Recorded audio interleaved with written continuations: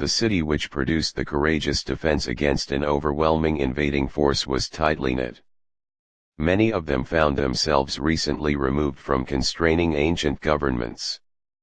This strange new experiment promoted the zeal of opportunity and a sense of adventure.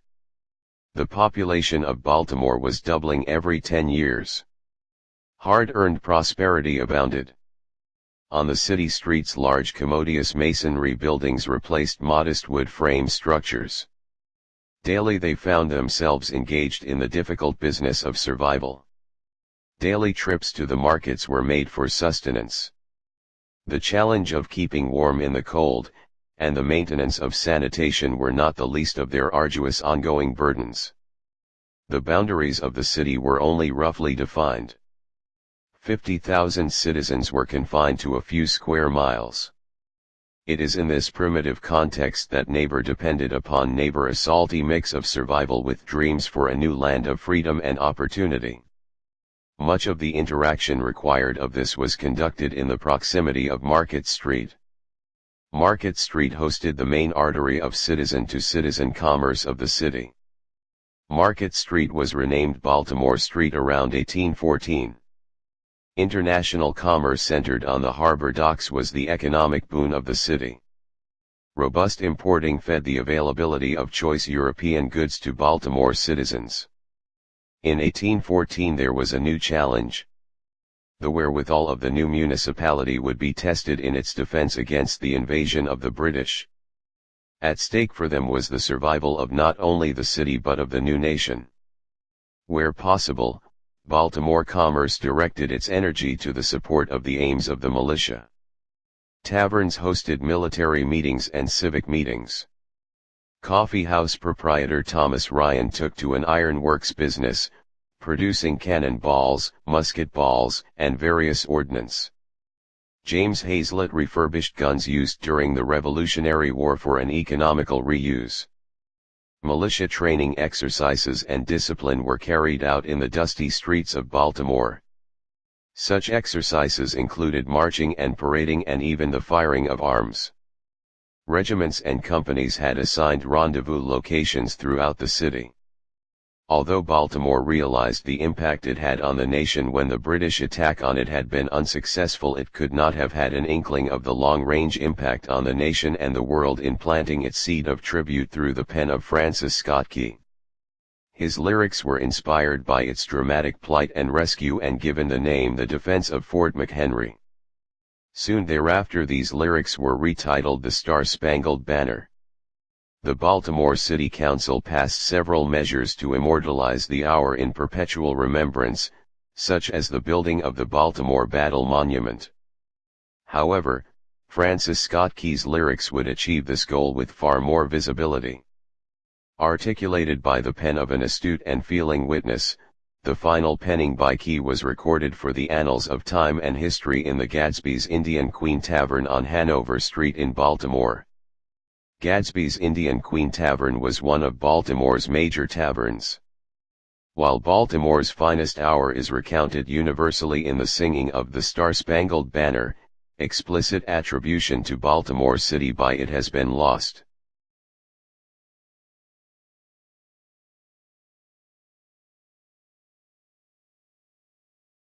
As much as the Star-Spangled Banner is the defense of Fort McHenry, the heaven-rescued land is Baltimore City.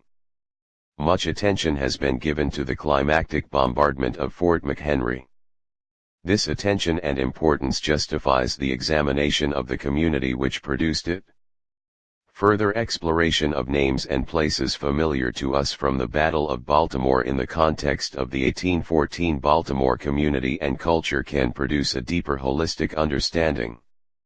We can appreciate the challenges Baltimore already faced in addition to that of its defense, and the strengths which served to its advantage in the perilous hour. Life was indeed very different in 1814. Electricity and efficient transportation were non-existent, the economic structure having more in common with that of previous centuries than of the coming decades. Most spent the majority of their lives within the confines of the city. The interdependence of citizens in the more primitive economy resulted in most marriages being of the local variety. Husband and wife were both from Baltimore, commonly in Baltimore marriages. Taverns, hotels, and inns served to provide of recreation, music, game parlors, and billiard rooms. They were a source of news and connection to the larger society. Stagecoach lines were typically headquartered in a large hotel or inn, with travelers carrying newspapers to and from hotels and inns in other cities. People depended directly upon immediate neighbors for survival. A sense of civic duty was not a virtuous option but more a result of coming to grips with survival needs in the context of a community. Citizen patrols and fire companies were volunteer organizations with meager support from a meager tax base. Possibilities for fire and sudden death were beyond levels which would allow anyone to live in denial of their own fragility or mortality. Baltimore's geography was comparatively rugged and jagged as compared to today, a metaphor for the harsher basic comfort and health care vacuum of that early era. Existence was brutal in that regard, and the comparative ignorance of medicine and nutrition spawned fantastic health advice and claims, an open-ended berth for quackery and marketing remedies. Even with such adversity to overcome, Baltimore workers' energy and ambition fired a robust local economy, even spawning a first-rate shipbuilding industry. With events overseas and letters of marque being issued, feisty Baltimore spawned a privateering industry and took courses of action which flew in the face of a superior adversary. Much of the perspective Baltimore had in 1814 is actually contrary to our own or might be difficult for us to imagine. Effort is required to bridge this gap if we are to appreciate this.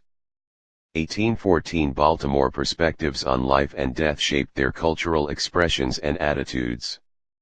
Mortality rates were much higher for any age than those of today, leading to the acceptance of death, which in turn shaped and tempered outlook on life.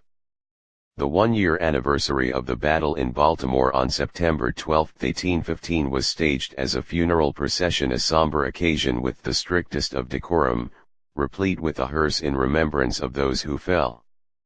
More troops in the Battle of Baltimore died afterwards from pneumonia than died from direct enemy offensives. Contemporary attitudes on privacy might be of surprise to us today. Sleeping was not a private and intimate activity to be confined behind a bedroom door. Cultural norms allowed for staying the night sharing a bed with others of no previous association. It would not be uncommon to rent half a bed in an inn. Sleeping in a bed required as much privacy as sleeping on a bus or a train today. None. The convenience of bathing we know today did not exist. The Indian Queen Tavern opened its public bathhouse at the awaited warmer temperatures of the end of May. Attitudes towards faith were a large component of community. Faith was exercised commonly and openly. Newly acquired freedoms were new and cherished and expressed rather than debated. The clergy of Baltimore recommended a day of prayer and thanksgiving in October of 1814. The mayor in turn officially enforced this recommendation, as well as Sam Smith in declaring a day of prayer and thanksgiving for the 3rd Brigade. The Knights Templar movement in Baltimore, chartered on May 9, 1814, ignited Baltimore 1814 in the defense of the innocent with a faith reference.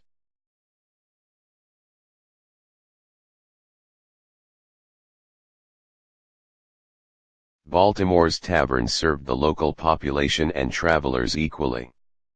Accommodations for horses served stagecoach, Conestoga, and horseback travelers in North Baltimore taverns, while in Fells Point numerous smaller inns put up sailors who were between voyages.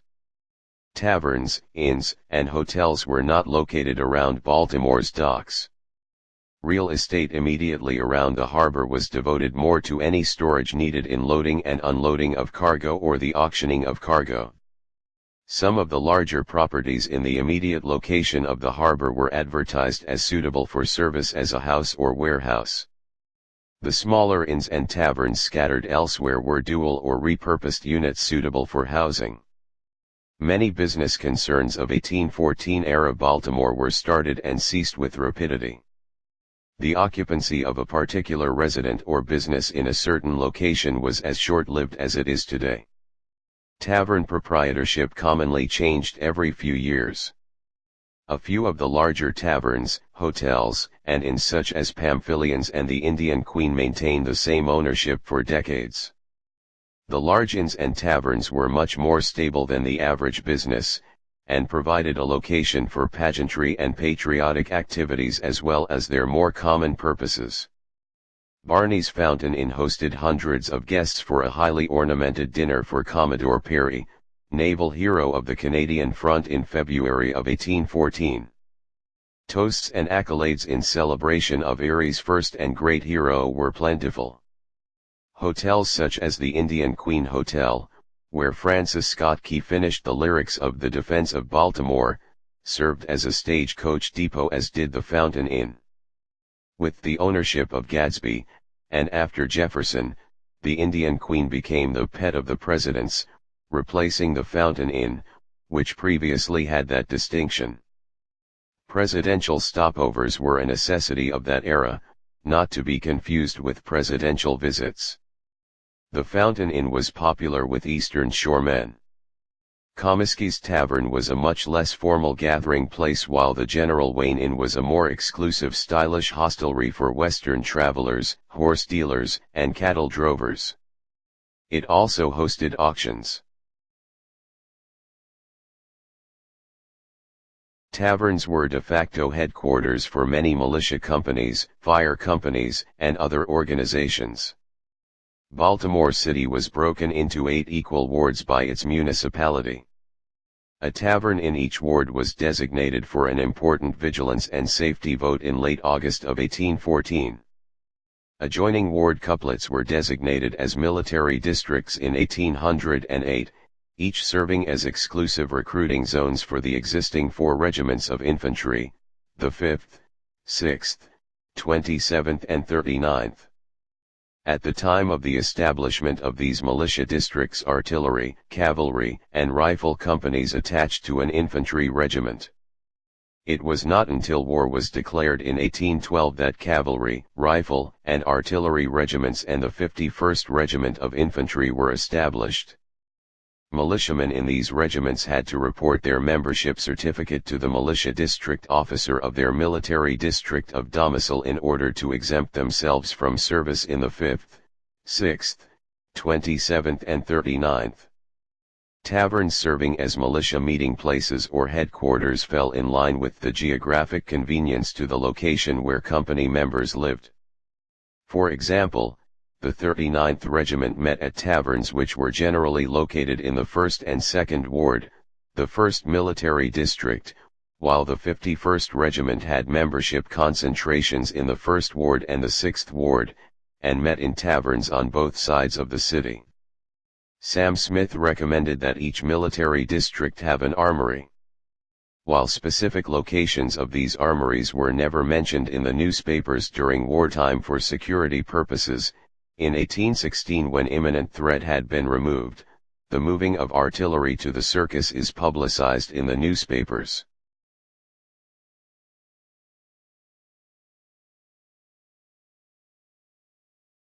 The Union Hotel was the meeting place for the Vigilance and Safety Committee of the 4th Ward. Outlined in red is the approximate location of the Union Hotel in the geographic context of today's Baltimore City. The Union Hotel was commonly referred to as Winkle's Tavern and was located on the east side of Holiday Street below what is now called Lexington Street. Since Winkle's Tavern was in the 4th Ward, it was in the 2nd Military District where the 27th Regiment had jurisdiction. It was a popular and central location for militia and fire companies to meet.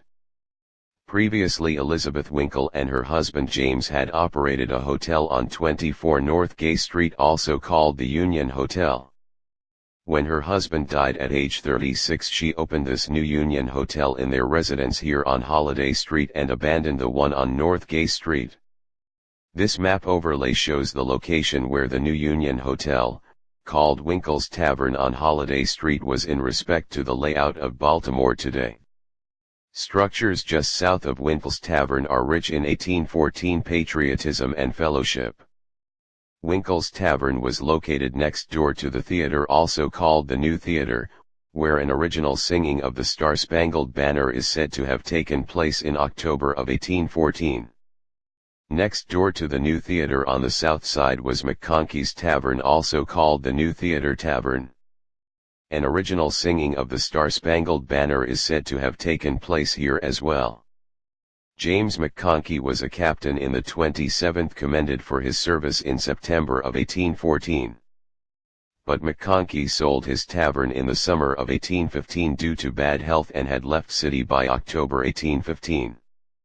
Next door to McConkey's Tavern on the south side was the Assembly Room.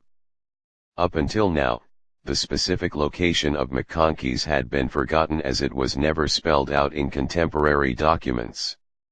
Newspaper real estate notices related to demolition of these structures decades later are the key to understanding the locations for them just stated. Holiday Street was a hub of recreation, culture, and patriotism in 1814 Baltimore. It was also a place of military rendezvous for the 27th Regiment of Baltimore City. Companies of the 27th Regiment met across from the theater for military drilling and to establish preparedness. John Kennedy, captain of Daniel Wells, had such an activity in March of 1814. Daniel Wells, who was credited with shooting General Ross, was originally a private in the 27th Regiment. As such, Wells would have drilled across the street from the theater, where the Star-Spangled Banner was first sung. The 1814 celebration of George Washington's birthday at the Assembly Room in the form of a ball was advertised for subscription to the public. Contemporary appreciation for Washington was heartfelt and based in the realities of that time. Celebration of Washington's birthday was next to celebrating the 4th of July. They were well aware of how their fledgling country obtained the freedoms which they cherished, and the primary role General Washington played in it. It is interesting that celebration of Washington's birthday went to the extent of a national holiday before George Washington had even passed. Oral tradition tells us the first singing of what we know as the Star-Spangled Banner at the New Theater Tavern and the Theater by Durang. Ferdinand Durang was a regular performer at taverns throughout Baltimore. At the theater on May 14, 1814, a commemoration of the capture of the brig Epervier by the American sloop Peacock was decorated with portraits of Captain Hull, Commodore Bainbridge, Commodores Perry, and Decatur. That night featured a pantomimic drama and musical in 2 acts called The Corsair on the Naval Sons of America. Patriotism, not panic, prevailed on this night in the summer of 1814. Winkle's Tavern was a popular location for meetings. The Maryland militia took advantage of this facility in 1814. Various companies met at Winkle's Tavern, such as the Union Riflemen, the Columbia Artillerists, Baltimore Union Volunteers, American Artillerists, the 1st Baltimore Hussars, Isquith's Sharpshooters, and more. Meetings purposes at Winkle's included election of officers, distribution of pay, quarterly meetings, and more. If these walls could speak is the rhetorical question to be asked in regard to Pamphilian's Hotel. The color and variety of 1812 heritage unfolding in this location is second to none. It was the regular meeting location of George Stiles' 1st Marine Artillery. Ferdinand Durang, first public singer of the defense of Baltimore, was also a regular here, as an instructor for a dancing academy held in the ballroom, instructing in the finer dances of Europe such as the minuet and the Bath cotillion, while also going lower brow with a new country dance called the honeymoon.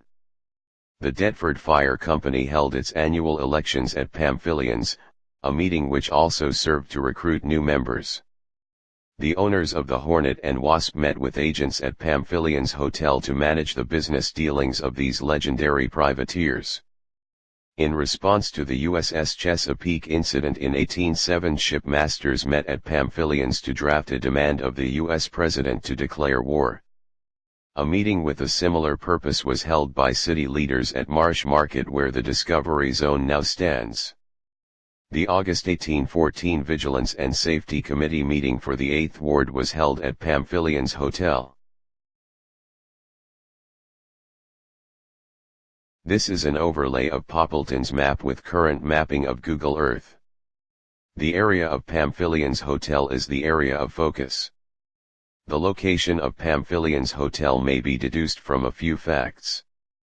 Pamphylians Hotel became the Union Hotel in 1844.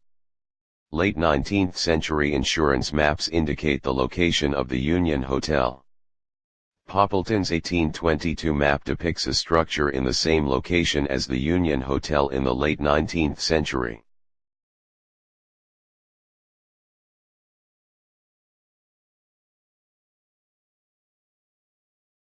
Towson's Tavern at what was 4 North Gay Street resided in what is now Police Central Headquarters in Baltimore City. The rendering of the contemporary building you see here in the context of today's Baltimore City is an approximation of what Towson's Tavern may have looked like. Towson's Tavern is a common name for the Washington Hotel when it was run by Philemon Towson. When operations of the Washington Hotel were conducted by the widow Griffith, its previous proprietor, the Washington Hotel had likewise been referred to as Mrs. Griffith's Tavern. Towson's Tavern is where tough-minded Captain Edward Asquith held meetings of his first Baltimore sharpshooters. In the spring of 1814, Asquith acquired a supply of rifles of the first quality. With this declaration he proceeded aggressively to obtain more members to fill out his company membership. He had a membership enrollment rally and meeting for this at Towson's Tavern. It is perhaps at this point that Daniel Wells of the 27th and Henry McComas enlisted with the 1st Baltimore sharpshooters. Tavern meetings were recruiting events for militia companies in addition to serving as a location for court-martial. Edward Asquith ran for sheriff, so we know something about him through the personal public scrutiny of him as a candidate. It is in this context that his good character is affirmed with the claim that he has no outstanding tavern or billiard account. Taverns did indeed provide the wealth of recreational opportunities for the community. Taverns were the gaming field of play for billiards, darts, card games, and more.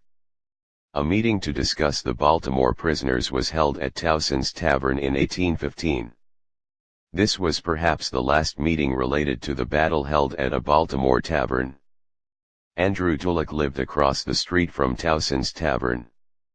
His rendering of the North Point battlefield was on display for the first time at Towson's Tavern.